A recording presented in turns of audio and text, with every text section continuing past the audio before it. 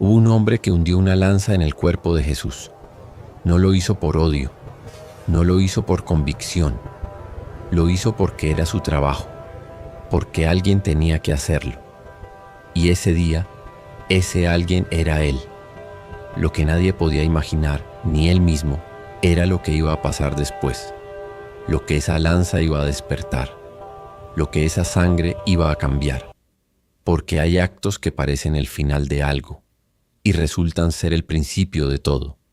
Esta es la historia del hombre que perforó a Jesús en la cruz, y lo que le ocurrió después es algo que muy pocos conocen. Su nombre era Longinos, y antes de ese viernes era exactamente el tipo de hombre que Roma necesitaba. Frío, disciplinado, implacable.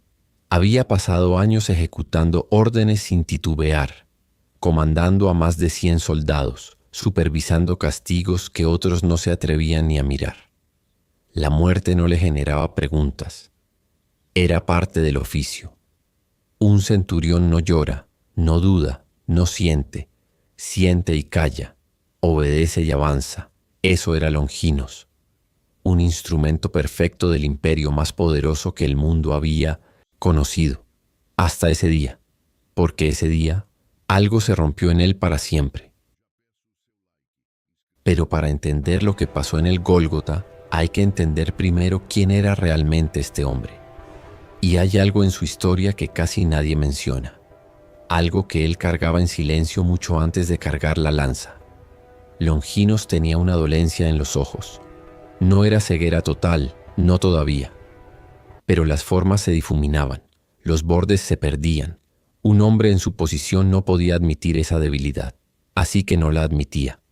La escondía detrás de la autoridad, detrás de la voz firme, detrás de la postura de quien nunca vacila. Por fuera era roca, por dentro ya había grietas, y las grietas tarde o temprano siempre encuentran por dónde abrirse.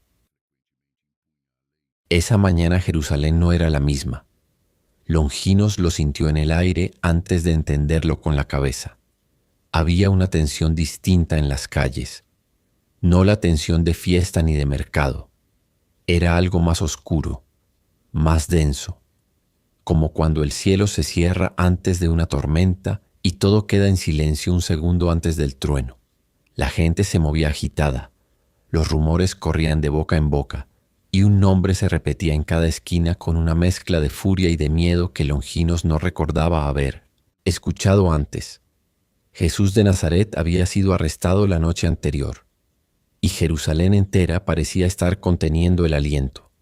Longinos recibió sus órdenes, las obedeció, como siempre lo hacía. Lo vio por primera vez en el pretorio, y algo que no tenía nombre todavía, lo hizo detenerse un instante. El prisionero estaba golpeado, la sangre ya le marcaba la frente, el cuerpo cargaba una noche entera de maltrato, pero no había súplica en su rostro. No había el miedo habitual de los condenados. Longinos había visto a cientos de hombres en esa misma posición, y todos, sin excepción, mostraban algo: terror, rabia, desesperación. Todos se quebraban de alguna manera. Pero ese hombre permanecía de pie con una calma que no tenía explicación racional. Longinos apartó la mirada, no por compasión, sino porque algo en esos ojos lo incomodó de una manera que no supo identificar, y Longinos odiaba lo que no podía identificar. La orden era clara: Jesús de Nazaret sería crucificado. Longinos supervisaría la ejecución. No era la primera vez, no sería la última. Eso se decía a sí mismo mientras observaba cómo los soldados preparaban todo. Pero entonces ocurrió algo que lo detuvo por dentro sin que nadie lo notara por fuera.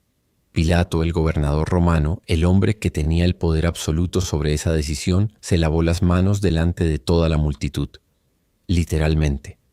Pidió agua, se lavó las manos y dijo en voz alta que él era inocente de esa sangre.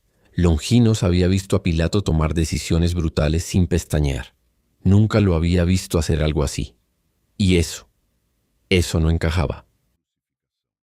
El camino al Gólgota fue largo, más largo de lo que debería haber sido. Jesús cargaba la cruz sobre un cuerpo que ya había llegado a su límite. Caía, se levantaba, volvía a caer. Los soldados lo azotaban para que siguiera, y él seguía, sin maldecir, sin gritar de rabia, sin pedir clemencia. Longinos marchaba al frente abriendo paso entre la multitud cumpliendo su función, pero algo en ese camino lo obligaba a mirar hacia atrás más de lo normal. No entendía por qué. En cierto punto Jesús cayó por tercera vez y su cuerpo simplemente no respondió. Longinos tomó una decisión práctica. Ordenó a un hombre del camino que cargara la cruz. Era lógica militar, nada más. Eso se dijo a sí mismo. Pero la imagen de ese hombre en el suelo no se le iba. Hubo un momento en el camino que Longinos no olvidaría nunca, aunque en ese instante no supiera todavía por qué. Jesús, agotado, sangrando, con la cruz aplastándole los hombros, se detuvo frente a un grupo de mujeres que lloraban por él. Y en lugar de recibir ese llanto como consuelo, les habló. Les dijo que no lloraran por él, que lloraran por ellas mismas y por sus hijos. Longinos escuchó esas palabras desde su posición, y algo en su interior se movió de una manera extraña. ¿Quién hace eso? ¿Quién, en ese estado, en ese momento, piensa en los demás? Un criminal no hace eso. Un fanático tampoco. Longinos no tenía respuesta, y la falta de respuesta lo irritaba más de lo que quería admitir. Llegaron al Gólgota, la colina de las calaveras, un lugar diseñado para el horror, para el escarmiento público, para que nadie olvidara lo que le pasaba a quien desafiaba a Roma. Los 3 maderos ya estaban preparados. Los soldados comenzaron su trabajo con la eficiencia de siempre. Y Jesús no resistió, no forcejeó, no maldijo, extendió los brazos, así, como si supiera exactamente lo que venía y hubiera tomado la decisión de entregarse, como si la cruz no fuera un castigo sino una elección. Longinos había supervisado muchas crucificaciones. Todos los condenados resistían. Era instinto de supervivencia, era humano. Pero este hombre no, y esa diferencia, pequeña en apariencia, era imposible de ignorar para alguien entrenado toda su vida a leer a los hombres. El martillo cayó sobre el clavo, 1 vez, 2 veces, 3. El sonido resonó en la colina con una brutalidad que Longinos conocía bien. Pero esta vez algo era diferente. Los criminales crucificados a los lados de Jesús gritaban, maldecían, lloraban. Era lo normal, era lo esperado. Jesús no. Su silencio no era el silencio del desmayo ni el del shock. Era otra cosa. Era un silencio que tenía peso, que tenía forma, que ocupaba espacio. Y entonces, desde la cruz, con la voz rota pero clara, Jesús pronunció algo que Longinos nunca había escuchado en ninguna ejecución. Pidió perdón para los que lo estaban matando. Para todos, sin excepción. Longinos sintió algo en el pecho que no supo nombrar.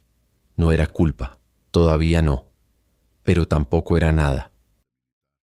El sol estaba en lo más alto cuando el cielo comenzó a cambiar. No fue gradual, no fue una nube que se acercaba lentamente. Fue de golpe, como si alguien hubiera apagado una luz. Una oscuridad densa, extraña, imposible de explicar cayó sobre Jerusalén en pleno mediodía. No era un eclipse. Los que sabían de esas cosas lo sabían bien. La luna estaba llena. Un eclipse era imposible. Y sin embargo, ahí estaba esa oscuridad, espesa, quieta, sofocante. Los soldados se miraban entre ellos sin decir nada. La multitud que momentos antes gritaba y se burlaba ahora callaba. Longinos miraba al cielo con los ojos entrecerrados. Había visto tormentas. Había visto noches cerradas en medio del desierto. Pero esto era diferente. Esto no tenía nombre. Y duró 3 horas.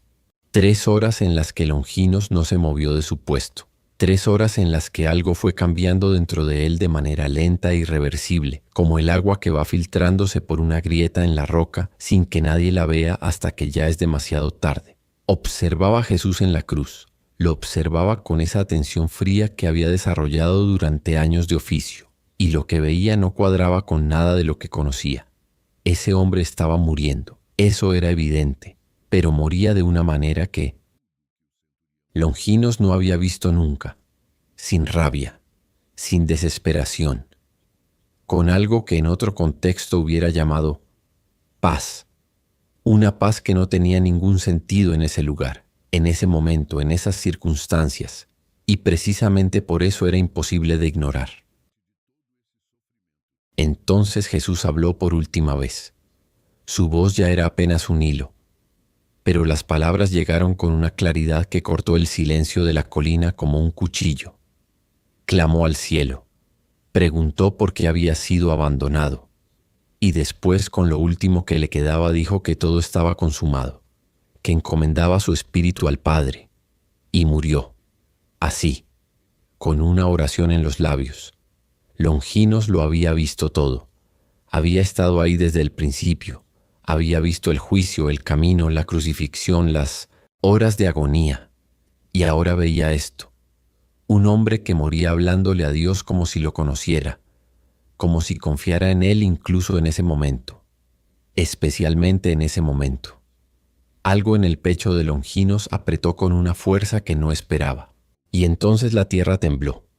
No fue una vibración suave, fue un terremoto real, violento, que sacudió las piedras del Gólgota y hizo caer a varios hombres al suelo.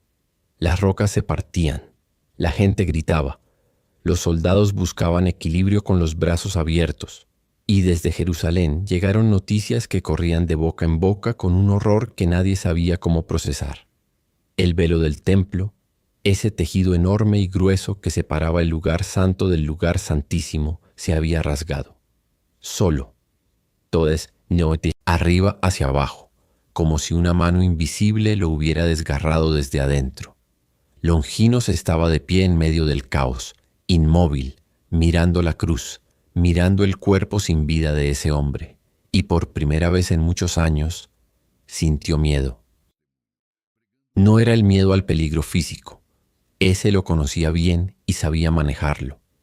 Era otro tipo de miedo, el miedo de quien empieza a entender que estuvo equivocado en algo muy grande, el miedo de quien siente que el mundo acaba de cambiar de reglas sin que nadie le avisara. Sus soldados lo miraban esperando una orden, esperando que su centurión les dijera qué hacer, cómo reaccionar, cómo nombrar lo que acababan de vivir. Y Longinos abrió la boca, y lo que salió no fue una orden. Fueron palabras que nunca había dicho antes, palabras que no planeó, palabras que salieron solas, desde un lugar dentro de él que no sabía que existía. Verdaderamente, este hombre era el Hijo de Dios. El silencio que siguió fue absoluto, y nada después de eso volvería a ser lo mismo. Pero el trabajo no había terminado. Eso era lo más extraño de todo. La vida seguía exigiendo cosas, las órdenes seguían llegando, y Longinos, aunque por dentro ya era otro hombre, por fuera todavía era el centurión. Los líderes religiosos judíos fueron a ver a Pilato.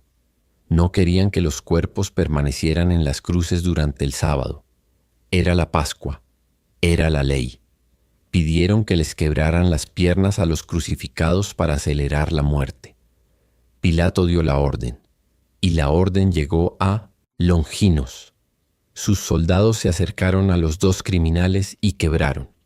Longinos se acercó a Jesús, lo miró, sabía que ya estaba muerto.